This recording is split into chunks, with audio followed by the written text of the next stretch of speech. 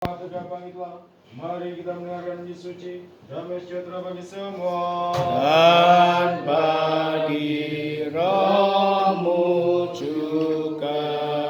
Bacaan diambil dari Injil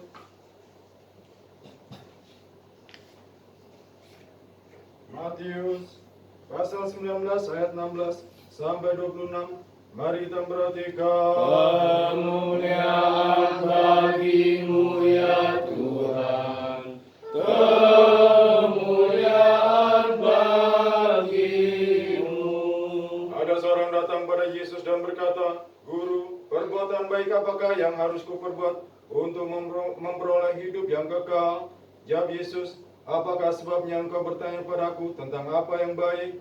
Hanya satu yang baik. Tetapi jikalau engkau ingin masuk ke dalam hidup, turutilah segala perintah Allah. Kata orang itu kepadanya, perintah yang mana? Kata Yesus, jangan membunuh, jangan berzina, jangan mencuri, jangan memberi kesaksian palsu, hormatilah ayahmu dan ibumu, dan kasihilah sama manusia seperti dirimu sendiri. Kata orang muda itu kepadanya, semuanya itu telah kuturuti, apalagi yang masih kurang? Kata Yesus padanya, jikalau engkau hendak sempurna, pergilah, juallah segala milikmu, dan berikanlah itu pada orang-orang miskin, maka engkau akan beroleh harta di surga. Kemudian datanglah kemari dan ikutlah aku.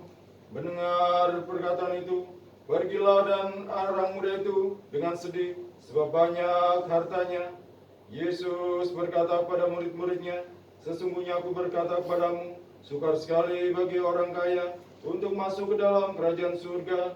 Sekali lagi aku berkata kepadamu, lebih mudah seekor unta masuk melalui lubang jarum daripada seorang kaya masuk ke dalam kerajaan Allah. Tetapi ketika murid-murid mendengar itu, sangat tercenganglah mereka dan berkata, jika demikian siapakah yang dapat diselamatkan? Yesus memandang mereka dan berkata, bagi manusia hal ini tidak mungkin, tetapi bagi Allah segala sesuatu mungkin. Kemuliaan bagimu ya Tuhan, kemuliaan bagimu.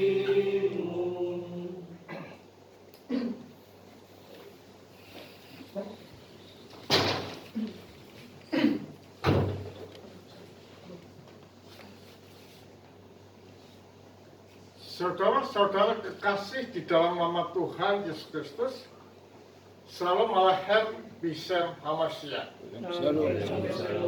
Sebagaimana kita ketahui bahwa manusia itu diciptakan menurut gambar dan rupa Allah. Berarti kalau demikian, manusia itu adalah makhluk agamawi. Mengapa demikian? Karena ada kerinduan untuk senantiasa menyatu dan masuk di dalam kehidupan Allah. Landasan ini dicuatkan karena nafas kehidupan daripada manusia itu adalah dari Allah. Karena itulah di dalam diri manusia tidaklah mungkin terlepas dari Allah. Tidaklah mungkin tidak rindu dengan Allah. Selalu ada di dalam kalbunya untuk dekat dan masuk di dalam kehidupan Allah. Berarti kalau demikian, manusia itu selalu merenung dan merenung akan hidup ini sebenarnya bagaimana. Karena itulah tidaklah heran kalau di dalam Matius 19 tadi dikatakan ada seseorang yang datang kepada Yesus, guru yang baik, perbuatan baik apakah yang harus kulakukan untuk dapat memperoleh hidup yang kekal? Dari kata-kata ini, kita dapat melihat bahwa di dalam benak manusia itu masih ada keraguan, masih ada kekhawatiran, dan masih ada ketakutan. untuk dapat masuk di dalam kerajaan Allah atau kerajaan kekal. Makanya tanya, perbuatan baik apa? Kalau saya bisa katakan, laku apa yang harus kulakukan untuk mendapatkan hidup kekal? Artinya apa? Artinya untuk mendapat hidup yang kekal dan terberkati di hadapan Allah itu perlu laku. Lakunya apa? Membersihkan kalbu, menyucikan kalbu dari apa? Dari kotoran-kotoran yang menggerogoti di dalam kehidupan kita. Apa itu kemarahan? Apa itu kejahatan? Apa itu kedengkian? Apa itu gosip dan lain sebagainya yang ada di dalam kalbu ini? Harus dihancurkan dan harus ditungganglanggarkan. Dan ini adalah merupakan salah satu laku dan sarana untuk dapat memperoleh hidup yang kekal. Jadi kalau demikian jelas bahwa untuk memperoleh hidup kekal itu tidaklah seperti orang membalikkan telapak tangan. Bahkan di dalam kebudayaan Jawa juga, untuk mendapatkan kebahagiaan dan masuk manunggal di dalam kehidupan Allah itu perlu laku. Lakunya apa? Puasa. Lakunya apa? Semedi. Lakunya apa? Memerangi harganing kanapsan yang ada di dalam kalbu ini. Berarti kalau demikian, untuk mendapatkan kesucian itu perlu adanya perjuangan yang melawan nafsu di dalam kalbu ini. Makanya dikatakan bahwa mengapa engkau katakan aku baik? Hanya satu yang baik. Tetapi untuk memperoleh hidup kekal, kamu harus melakukan segala perintah Allah. Apa saja itu, guru? Dikatakan, jangan membunuh, jangan berdusta, jangan berzina, jangan melakukan kejahatan, dan kasihanlah sesama manusia seperti dirimu sendiri. Artinya apa? Artinya inti daripada segala perintah yang terdapat di dalam Taurat itu adalah kasih. Kalau kita mengasihi, tidaklah mungkin kita berbuat jahat, tidaklah mungkin kita berdusta, tidaklah mungkin kita akan menginginkan harta orang lain yang sebenarnya bukan milik kita. Kasih itu menutupi segalanya. Dan kasih ini adalah merupakan sifat dan karakteristik Allah. Dengan kita mengasihi, maka kita ini akan menjadi manusia secara utuh. Karena apa? Karena kasih itu harus ada orang atau pribadi lain yang dikasihi. Dan inilah yang dinamakan dengan ekstasi. Seseorang itu keluar dari dirinya sendiri menuju pada dirinya sendiri.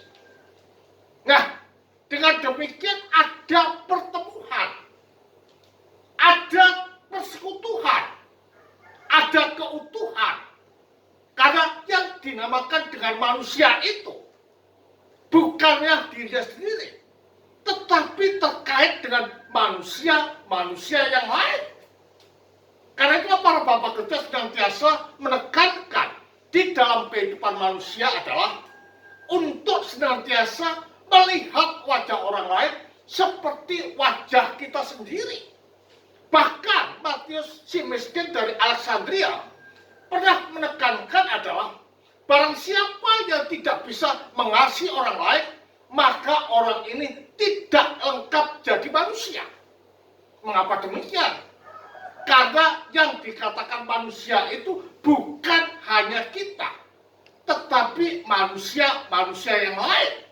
Itu adalah manusia. Karena apa? Karena kita satu esensi, di dalam kemanusiaan.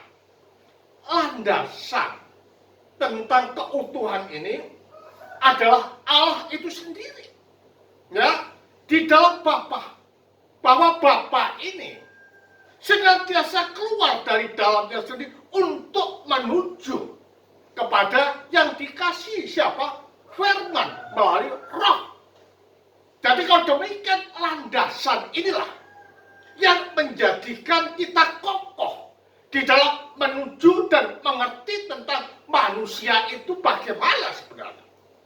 Nah, kalau kita melihat bahwa landasannya adalah Allah, maka berarti kalau ada perselisihan, pertikaian, dan lain sebagainya, maka jangan katakan bahwa kita ini manusia. Karena yang dikatakan manusia itu harus utuh dan ada keharmonisan di dalam kasih. Sebagaimana Allah di dalam dirinya sendiri saling mengasihi melalui Roh dan di dalam Roh.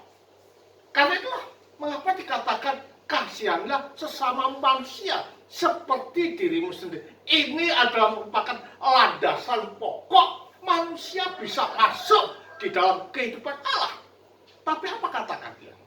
Semua sudah kulakukan. Nah, Yesus mengatakan, kalau demikian, jualah apa yang menjadi milikmu. Nah, ini adalah merupakan suatu bukti. Apakah engkau betul-betul mengasihi manusia? Kalau memang engkau betul-betul mengasihi manusia, jual apa yang menjadi milikmu. Nah, orang ini kaya sekali. Nah, dia tidak mau. Nah, berarti apa yang dikatakan mengasihi itu hanya hak dan itu hanya omong kosong. Nah, kalau kita mengatakan bahwa kita telah melakukan segala apa yang diperintahkan oleh Allah, maka kita tidak akan ada keterikatan dengan apa itu benda.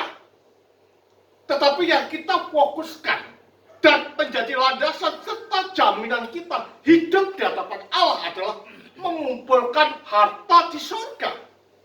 Apa harta di surga itu? Adalah perbuatan-perbuatan baik, mengasihi, memperhatikan orang lain, tidak ada dendam, dan lain sebagainya. Itu dikumpulkan dan mendarah masuk di dalam kalbu kita. Sehingga dengan demikian kita dapat dikatakan sebagai kaya hati.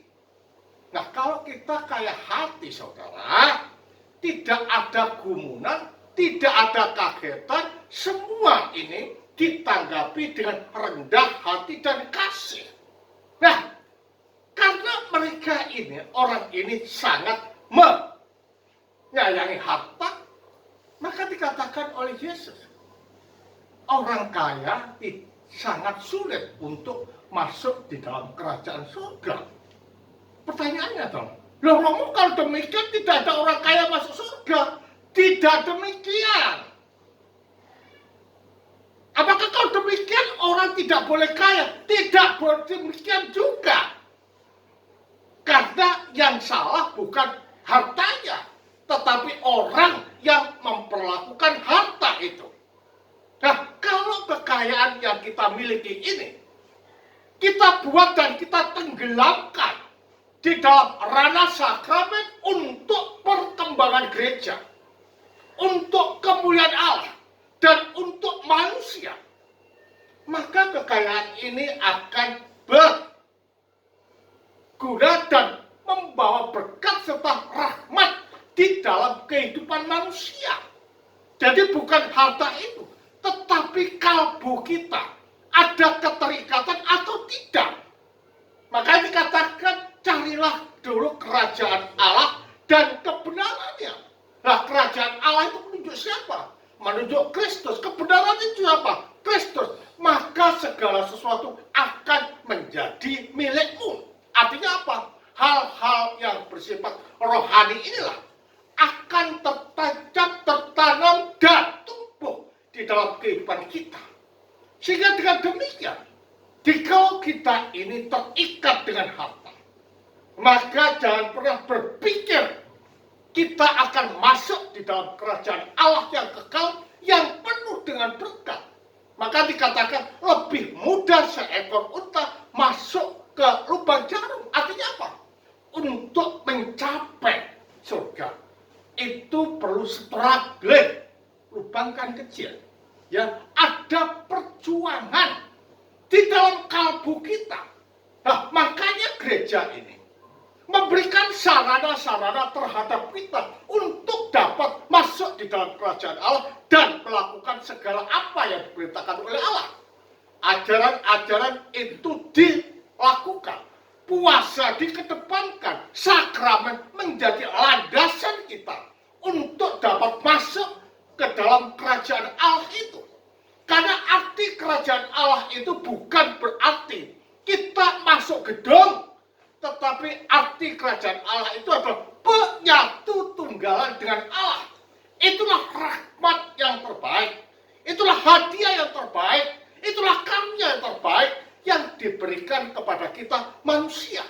Nah, karena itulah saudara, dengan bangkitnya Kristus dari antara orang mati ini juga menjadi landasan kita untuk senantiasa hidup baik dan menata kalbu. Saudara, jangan kita hanya berbicara tentang dogma tanpa diimplementasikan di dalam hidup. Hanya dogma saja.